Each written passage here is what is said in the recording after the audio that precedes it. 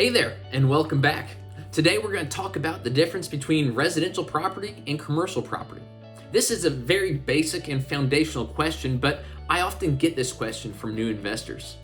First, let's start with the difference between residential and commercial property. Residential property, on one hand, is typically used for living purposes, such as houses, duplexes, and triplexes. On the other hand, commercial property is basically everything else and is commonly used for businesses, retail shops, warehouses, apartments above 4 units. Now, the distinction between 4 units and properties 5 units and more is an important one. That is often where the government draws the line, and in some cities and states, taxes, rules, and regulations often change. So make sure to check with your local professionals on more details. Now let's dive deeper into the different property types for commercial real estate. First, you have your basic food groups, if you will. You have your industrial, multifamily, retail, office, and hospitality, and land.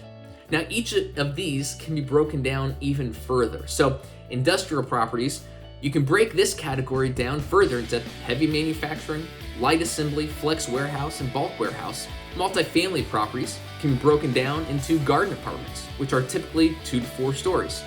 Mid-rise apartments, which are typically 5 to 12 stories, and high-rise apartments.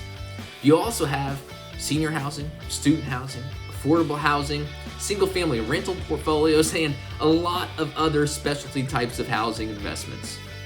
Retail properties are broken down into single-tenant buildings, strip centers, community centers, power centers, which are usually 30,000 square feet to 200,000 square feet and have multiple national box retailers. Or lastly, you have your mall properties. Next, you have office properties, which can be broken down into central business districts or CBD, suburban office, or medical office.